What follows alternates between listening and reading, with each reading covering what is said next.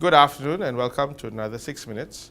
Today we have Dr. Nur Jazlan Mohamed, MP for Pulai and Chairman of the Public Accounts Committee. Dr. Nur Jazlan, in the last few weeks, you've had many hearings for a PAC, you raised many matters, and I think in the coming weeks, you're going to bring out a report on KLIA2. Interestingly, some people were quite upset when you said there was elements of wrongdoing, particularly like Felcra, yes, and how the board of directors rewarded themselves with bonuses.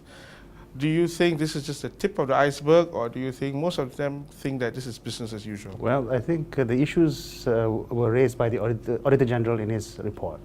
We're just picking up on his report. But I think progress has been made, that many issues that have been raised by the Auditor General's report have been addressed by the PAC. There was an issue about board members, especially chairmen, who actually proposed to reward themselves with bonuses, which are not in line with MOF rules. So these issues need to be taken action on to show that the government is doing something to correct the excesses of government.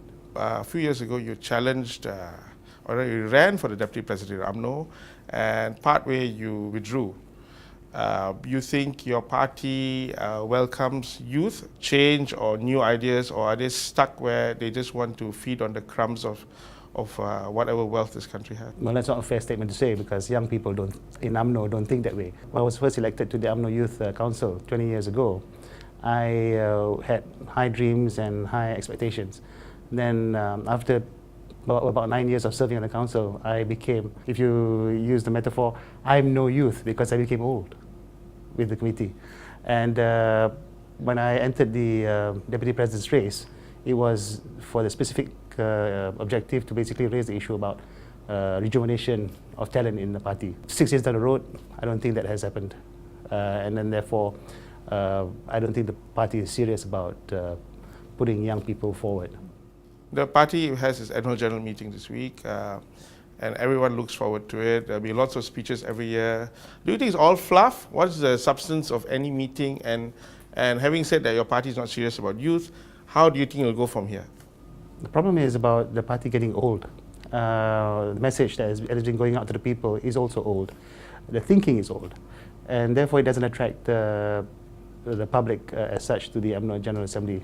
And it's just dominated by the same speakers, spewing out the same rhetoric about Islam, about Malay supremacy, that is trapped in the past. If they want to talk about Islam issues, Malay issues, even Sedition Act, you should look at how it can benefit the Malays in the future, and then also attract support to UMNO, instead of just spewing out the old way of thinking as UMNO has done for many years. Do you think the community, the Malays, have outgrown the party? Of course, of course. I wrote an article about social mobility among the Malays. You have the elite, Datuk Sri Najib, Datuk Sri Sham, they came from the elite because their fathers were from the elite. And then you have people who are from the lower level, low income, who move up because of the economic progress of the country, and move up to higher income, and they become the new elite. Now, these new elite do not necessarily conform to the old elite. So you can see a classification of the Malays happening over the last 60 years since independence because of economic wealth. So UMNO's success has become its downfall? Why not? That's natural with any other country in the world. As the country becomes more developed, people develop their own thinking. They look at the future, they don't look at the past. UMNO is looking at the past, people are looking into the future, so UMNO needs to catch up. You think it's capable with the current leadership or the ones after you coming up within the party? Well, I think it's a bit difficult because the Prime Minister, the President of the party, is trying to form a situation where he is the center of the universe. Today, you don't hear him talking about One Malaysia too much anymore because it's already been branded as a failure by some people. What he needs to do is basically to force the Malays to change.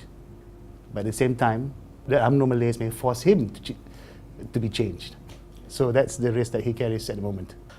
Your late father actually was very loyal to Dr. Mahathir Mohamad. Yes. He made a man who was so unpopular, very popular. You think there are any lessons drawn from your father's time? Well, my father took UMNO up from a situation where it was in oblivion. It was banned as a party, and then basically to build up UMNO again from scratch was not an easy task, and that was only 25 years ago. So, if UMNO had already been rejuvenated from ash, and 25 years later it's back in trouble. So there's something wrong about the whole UMNO culture and the whole UMNO structure and strategy, because you can't collapse in 25 years. So maybe what my father did before was to make UMNO better, but at the same time the people who dominated the structure that was rebuilt also carried the same kind of thinking, the same way of doing things that actually made whatever he did a waste. So why are you still in UMNO? Well, better talk from inside than not talk from outside. We already have too many young people in opposition, talking against the government and trying to change the government from outside, trying to change UMNO from outside.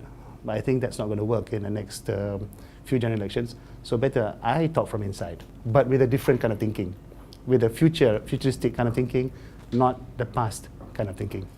Okay, thank you very much, Dr. Nur Jazlan. Dr. Nur Jazlan, MP for Pulai, Public Audit Committee Chairman, and a man to look out for in the future. Thank you very much.